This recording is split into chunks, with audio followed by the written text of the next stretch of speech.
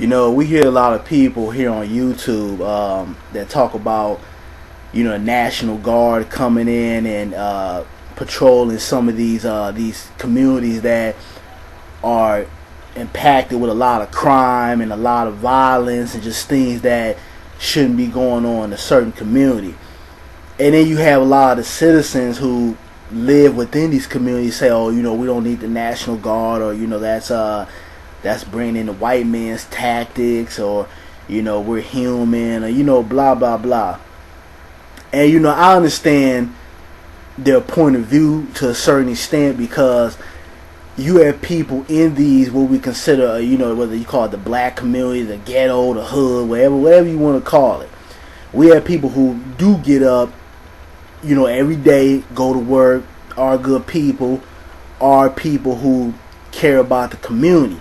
And I can understand those type of people getting up in the morning. You got to see a goddamn tank coming down the street, or you go to several places within your community and you see a National Guard around, and a lot of times within this country, black people are labeled the big black gorilla, and we always have to be contained, and we're always just the most violent people within this country. And you saw how they flipped it around during the Trayvon Martin case, where they tried to almost justify that boy getting killed, by saying, oh, well, there's a lot of blacks killing blacks, and look what's going on in Chicago. They try to pull that card. So I understand it from their point of view, but at the same time, I think a lot of these people will have a different tune if their little nephew or little niece, or a family member within their family got gunned down or got killed over a senseless act,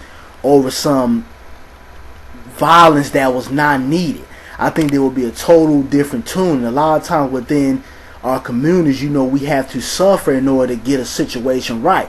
And I do think that the National Guard, bringing them into certain communities, like whether it's Chicago or St. Louis, LA is not too bad right now, but it's still got violence going on. Oakland, Philadelphia, these type of places. If we bring in the National Guard, I think it will subsidize a lot of things that are going on within these certain type of communities.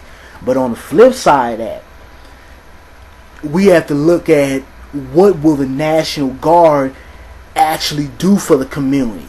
What type of tactics will they do to depreciate a lot of these things that are going on? And I'll give you an example. It's like a kid that's, cutting up in the classroom, won't do his work, class clown, just being a badass in the classroom and disrupting the teacher's ability to teach. And the parent might say, okay, well, for a whole week, I'm going to come in the classroom and I'm going to sit in the back of class and watch my child, make sure they don't cut up. The child might straighten up because they know their parent is in the back of the classroom watching every move that they do. But when that parent leaves, and next week, they're going to start up and do the same bullshit over and over. And what that's doing is not really correcting the problem. It's just subsidizing it for a time being. And we have to look at that when it comes to bringing the National Guard in. Will they actually reduce a lot of this stuff? It might be, cool for a certain amount of time, or, maybe for, certain things might not pop off like they do on a normal basis. But we have to think about what type of tactics will the National Guard actually bring? What will they do to stop a lot of this stuff that's going on? Not stop it for a certain amount of time, or just be the big bad bully up and down the street scaring everybody in the community. Oh, look at those tanks. Look, the National Guard is in the community. You better not do nothing now. We don't need that in, whether it's the Hispanic community or the black community or whatever. We don't need a big bad bully. We got enough big bad bullies when it comes to the police department or the government consistently doing negative things within the black community or the Hispanic community. We have enough of that. We need to bring in a tactic that will actually generate change. I'm talking about change, permanent change, not somebody that's just going to come in and scare people. And that's my question to those who talk about bringing the National Guard, and I'm not, against it. I think a lot of these communities, bringing them in will do some justice. But at the same time, I don't want it to be short-term justice. I think that if we're going to do that, we're going to spend tax money and bring in the National Guard or do whatever we're going to do, it has to be something that will permanently decrease violence, and violence will never go away. It's always going to be some asshole that wants to go around and shoot random people, or that it's just going to be around. That's how the police department make their money, and these several other people that are in these certain type of law enforcement career. That's how they generate income, by crime and by violence. So that's never going to go away. But what we want to create is we want to create communities where children can go outside and play, or they can walk to school and don't have to worry about getting hit by a stray bullet, or some asshole just deciding to come up and kill them for no reason, or this senseless gang violence that's going on. That's what we need to think about, and that's the question I ask myself and those who think that bringing the National Guard in will actually do some help. And to me, we heard about what were them brothers? I think they were called a Detroit 300 or something like that.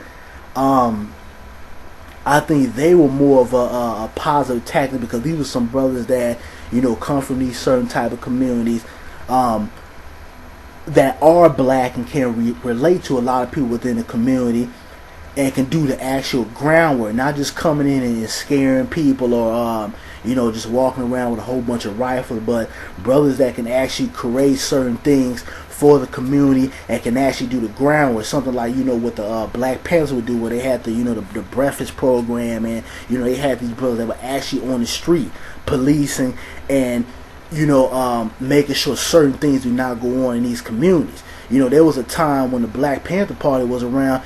These women that had problems with their husbands, whether they was beating on them or selling drugs or just doing senseless crimes, they wouldn't call the police.